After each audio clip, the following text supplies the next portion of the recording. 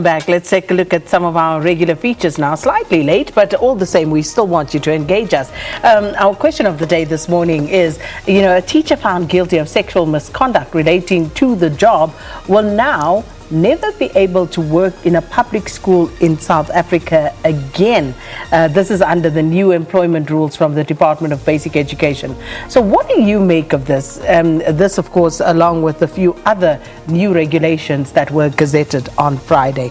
And then we'll try and share some of those with you a little later on. My response is, finally? You mean this was never in place? Yeah. I mean, honestly, if you're found guilty of sexual misconduct in a school, I remember this so well, and it was never ever put out there, and you could just get a job again, even if in fact you were guilty of this, and that was absolutely unacceptable in my opinion. But I'm glad to see that this has happened. Some of the other things that they've said: possession of illegal drugs also comes with a lifetime ban under the new rules. Bribery, on the other hand, will see a 5-year exclusion, and in some cases, those who misappropriate school property may be back in the job after a year. So they're very, different rulings, but this one.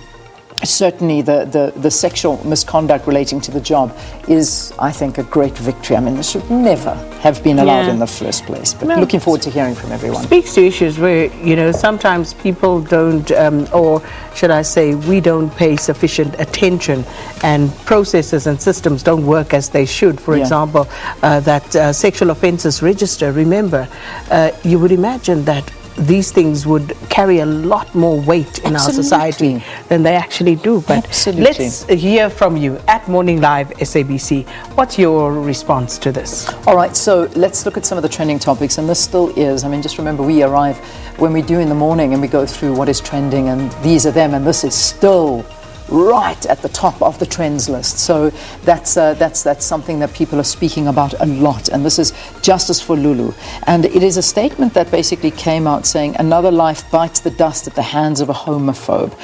There's a letter saying in less than 2 weeks after the Khoza family buried their son, Spamandla Khoza, who was murdered by a fellow neighbor that lived 8 or 9 houses down from his house, whilst the LGBTQIA plus community is still ravaged and in shock by the increase of premeditated murders that are directed to members of the community in villages and in provinces around the country.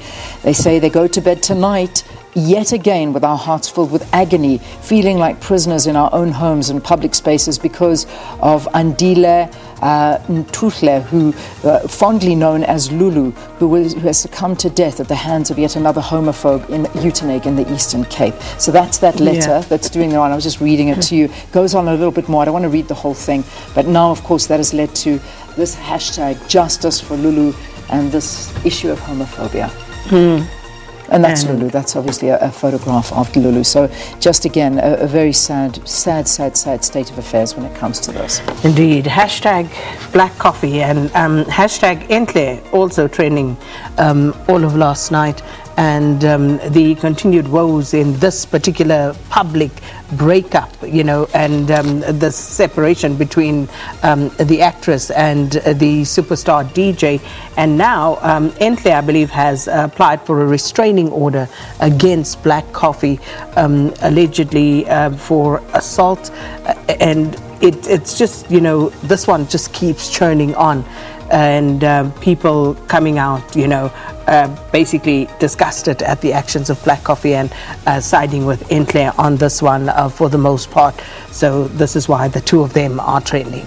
All right, then the final one very quickly, Anele Tembe, and that of course is Nelly. This was the fiance, late fiance, former late fiance of AKA, and unfortunately falling or whatever we're still awaiting official confirmation as to what actually happened on the night. But the reality is that she's no longer 22 years old, was at a hotel in Cape Town and fell to her death from the 10th floor, and people are very much so focusing in on depression around this, and people speaking out about how they're feeling. I saw people, very well-known people, actually coming forward and saying, my name is, and I suffer from depression, and I use this to control it, and I have suffered for a very long time.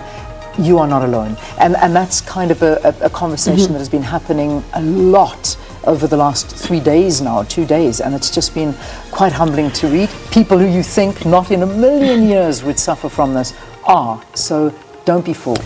We need to change our whole outlook towards mental health in this country, firstly. And one of the tweets that stood out for me on one of these threads around hashtag Anele Tembe, hashtag Nelly, was someone who said, the same people who are now out here expressing their sadness are the same people who on a daily basis bully others in the most ruthless ways on these social media platforms. And that for me was the comment of the day. Promise you, I'm with you 100%. These, so as much as we look to them, because there is a lot of news that happens here, social media platforms can be, really they can honestly be the cause of a lot of depression. And they are the cause of a lot of depression. The bullying that goes on, unacceptable. Indeed. All right, so we'll leave it there for the regulars. It's time now for Valen to bring us up to speed with the latest sports news. Good morning, Vay.